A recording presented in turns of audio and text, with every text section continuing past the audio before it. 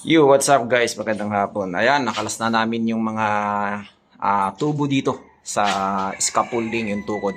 So kung makikita nyo mga busing, ang ganda ng pagkakahulman ng ating ano. 'Di ba? Kita nyo yung ating slab.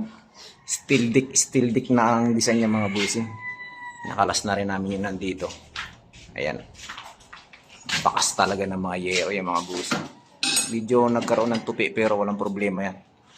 Kayang-kaya na i-repair yan mga busing. Ayan o, napakalawak. So, finishing na lang ito. Kasi magiging dalawang kwarto ito mga boss. Ayan, naglilinis si Papa. O, nagkaroon na kagad ng sampayan dito mga busing. Ang ganda sa magsampay dito. So, nandito tayo sa second floor. Wala pa tayo sa taas. So, ang next project namin, yung hagdanan. Ayan, temporary, gagawa muna yung kapatid ko ng hagdanan. Nakahoy. Kasi nga, kailangan namin magkaroon ng access dyan. Kahit dun sa taas, kasi nga may ginagawa kami doon. No? Diba? Napakatibay. 4 yung buhos namin mga boss. Talagang sagad sa 4. Kapal, oh.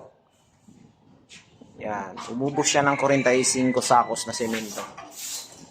Ang ganda mga boss, oh. Pag napinturahan niya, nakala nyo ba, napakaganda niya.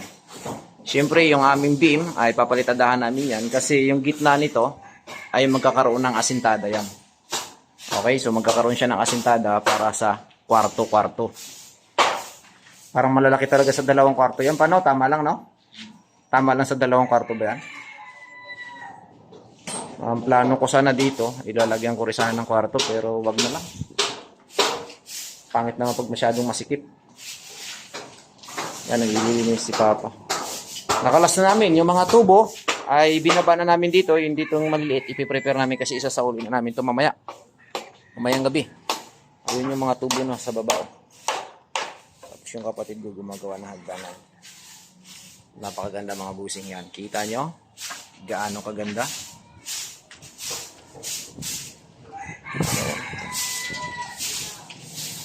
Ganda ng pagkakayari ng slab, oh.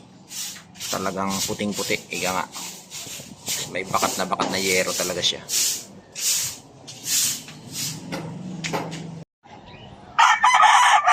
So yung mga boss, mga pang dalawang araw na namin tinitira to. Yung asintada dito sa third floor. Ayan. Nung nakaraan, wala pang buhos yung poste na yan, no? So yung tatlong poste na ngayon ay may buhos na. Kalakalahati lang muna. Kasi nga, hindi po pwedeng isagad ang buhos gawa ng wala pa tayong dugtong na bakal. Meron tayong splice na bakal dito mga busing. Ibawal po yon sa ating trabaho, yung construction, na kapag bubuhusan mo na sagad na wala pang dugtong na bakal. Paano yung dugtong na splice papunta doon sa taas, 'di ba? So magkakaproblema tayo. Ang ganda na nito mga busing. Yan, may mga manok dito, manok na ang kapatid. Asintada yan, paikot. Okay, pero ang plano ng aking kapatid ay hanggang dito lang muna yan. Okay, iangat namin yan. Siguro dito, meron din itong asintada ito dito. Pero hindi muna sasagad. Huli na kasi medyo kapos na sa budget. Ang magiging mangyari nito, yung yero namin na ito, ay ilalagay na muna namin yan dito sa taas. Parang katulad nun, no? Ganong style. Okay, so temporary lang muna habang wala pang budget. Pag may budget na, tsaka na ulit na aasintadahan, pataas. Kung magkapera ulit, baka nga ipa-slab ko po ulit itong mga busing. So yan yung ginawa namin, inasintadahan ng kapatid ko.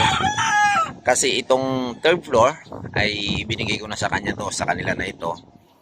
Yan, kasama yung aking airpot. Yung sa second floor tsaka yung sa first, sa ground floor ay yun yung akin.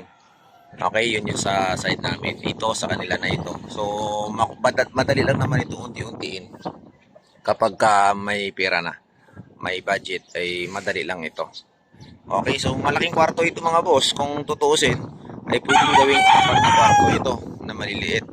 Pwede mo rin gawing 2, pwede mo rin gawing 1 kwarto. Pero malaking kwarto ito mga bossing. Diba?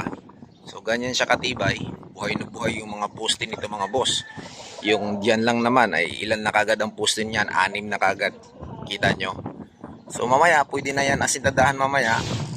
Tingnan namin kung hanggat saan ang magagawa ng ating asintada. I-priority muna namin yung sa baba kasi nagbabaklas kami ng tubo diyan mga bossing. So hanggang dito na lang muna yung aking vlog mga boss. Mega love shoutout sa inyo. Abangan nyo kung paano namin tapusin to at paano namin to ayusin gamit yung yero na ito.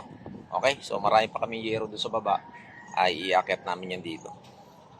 Okay, maraming salamat. Good morning everyone. Mega love shoutout. Hanggang sa muli. Bye-bye.